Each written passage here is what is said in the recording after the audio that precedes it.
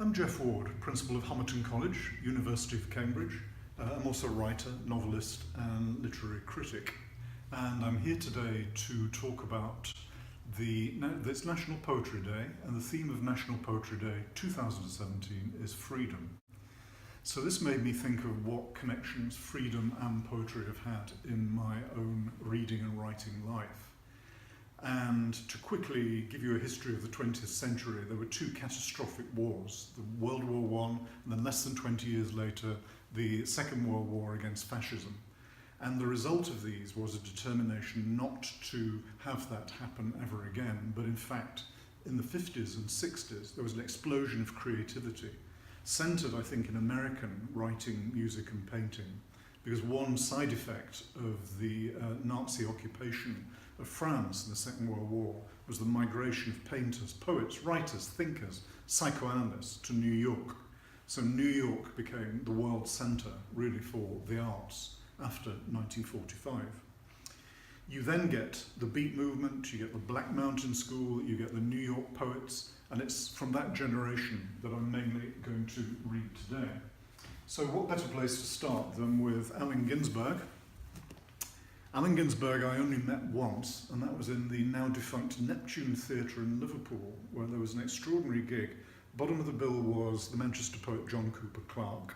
Then there was Nico, formerly of the Velvet Underground. And then finally there was Allen Ginsberg, reading his poetry and sometimes improvising poetry while playing a small Indian harmonium. Now, I'm not going to do that, but I'm going to read from his absolutely world-changing poem, Howl. This is 1956. I saw the best minds of my generation destroyed by madness, starving, hysterical, naked, dragging themselves through the Negro streets at dawn, looking for an angry fix. Angel-headed hipsters burning for the ancient heavenly connection to the starry dynamo in the machinery of night. Who, poverty and tatters and hollow-eyed and high, sat up smoking in the supernatural darkness of cold water flats, floating across the tops of cities, contemplating jazz. Who bared their brains to heaven under the L and saw Mohammedan angels staggering on tenement roofs illuminated? Who passed through universities with radiant cool eyes hallucinating Arkansas and Blake-like tragedy among the scholars of war?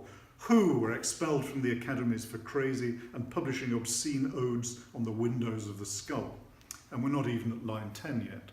So this amazing poem, which landed Ginsberg in court, as the novel by his friend William Burroughs, Naked Lunch, landed him in court, was pivotal in breaking the barriers in terms of what could be said, what subjects could be covered, what sexual, social, and personal realities could be dealt with openly by writing rather than being pushed under a 1940s carpet. You also hear in this the association of poetry and jazz, which is another form of a freedom link.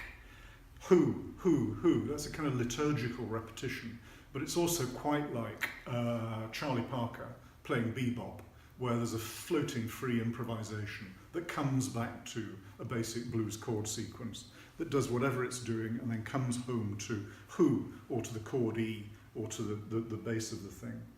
So this link between poetry, music, painting, this was also the era of the abstract expressionist painters, is very important. And thinking about those painters, the whole art world shifted from having Paris as its international focus to New York. And New York's new flagship Museum of Modern Art was an absolutely vital part of this.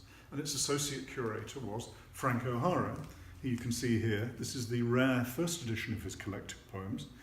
It's notable for the portrait by Larry Rivers on the cover, in which O'Hara's face is somewhat obscured, but other parts of his anatomy are freely visible. So this book got in trouble and had to be reissued with a plain, green, sober-looking cover of the collected poems of Frank O'Hara, making him look like W.B. Yeats or Wallace Stevens or someone.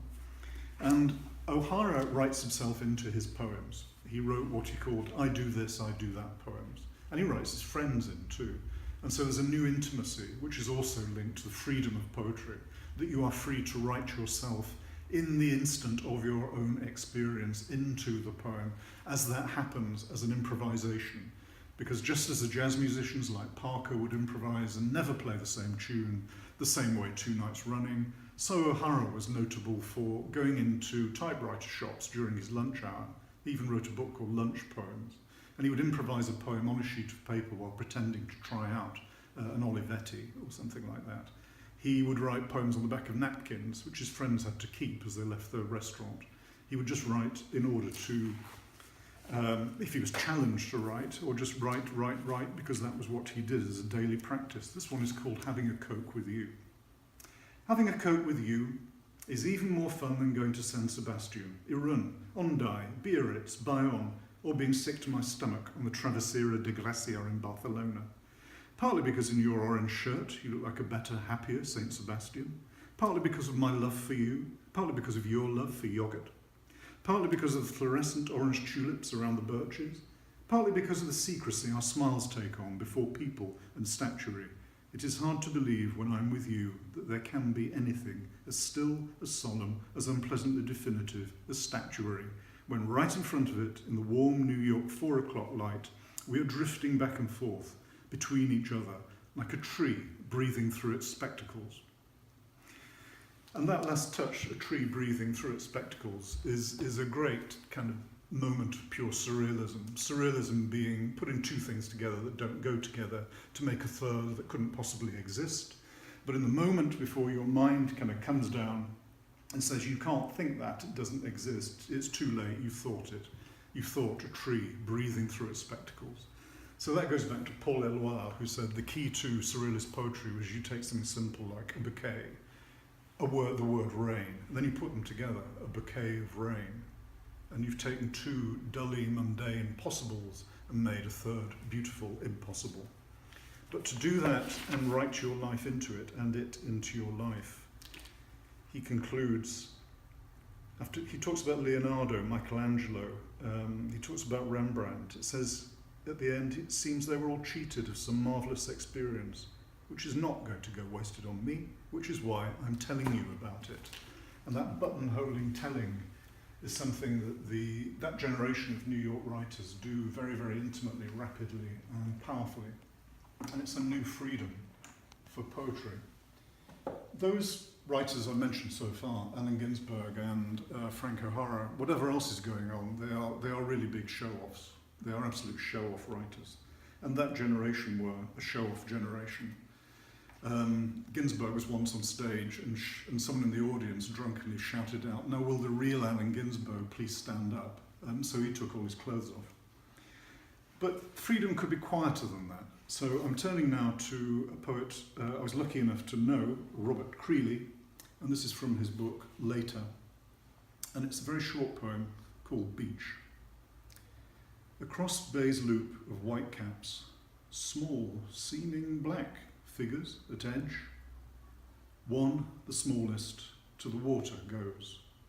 Others, behind, sit down. What are they? Who are they? You're on a beach. They could be people on the beach.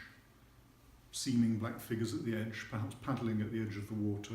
One, the smallest, maybe a child, to the water goes. Others sit down to keep an eye on the child. They could be birds, they could be gulls. They could be anything that can sit or stand or be moved near to water. They could indeed be stones.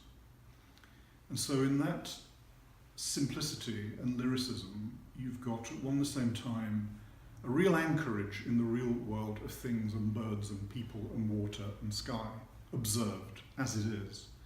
But when we observe things as they are, we don't always fully know what they are.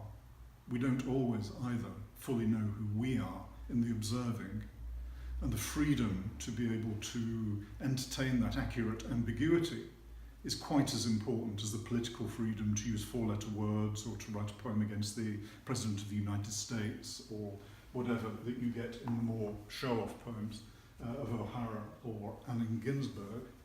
And speaking of that, I was going to, yes, here it is, Alice Notley. Still writing wonderful poems, a fantastic book about New York by this New York poet called Memories of Small Rooms. This poem is from Incidentals in the Day World, and it's called Lattice Culotte and Starry Blouse.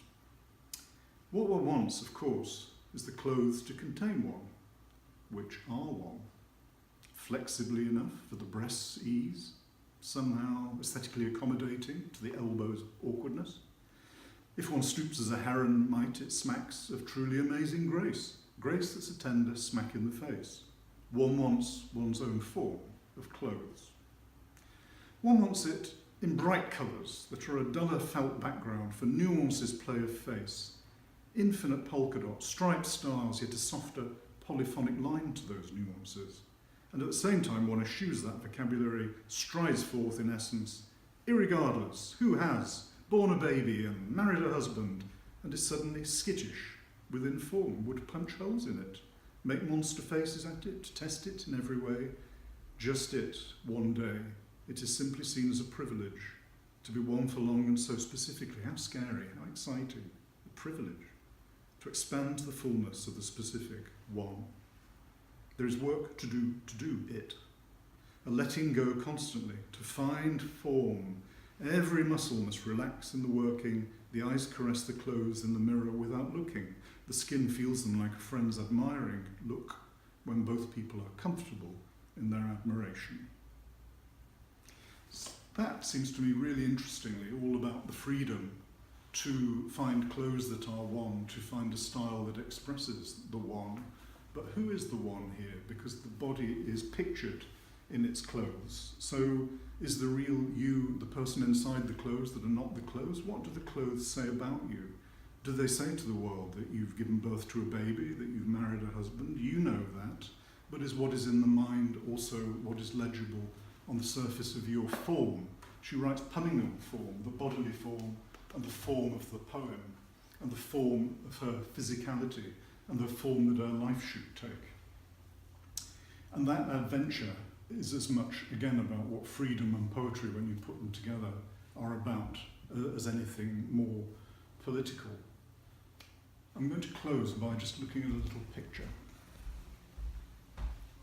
There are two, or possibly three, poets in this picture, which is a photograph of Allen Ginsberg, with whom we began.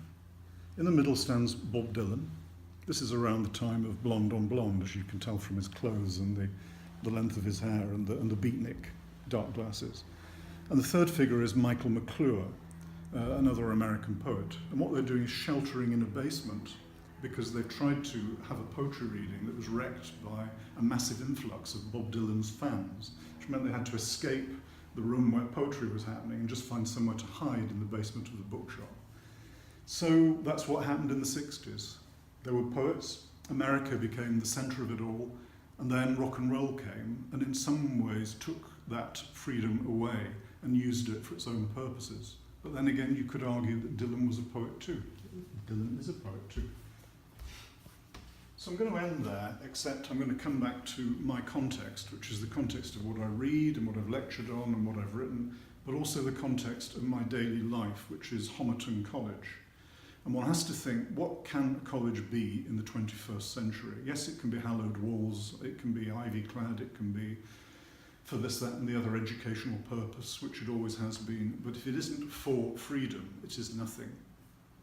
What the college is there for is to supply students with chances and opportunities, windows which they can open, basements in which they can seek refuge when the going gets rough, spaces that they can explore, but safely, and safety nets in case they fall. And a college has got to do that. It's intimately tied to freedom.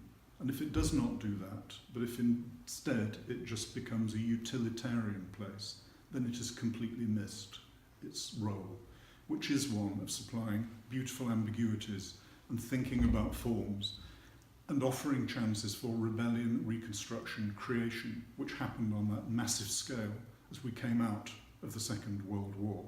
Let's hope we never go to such a dark place again.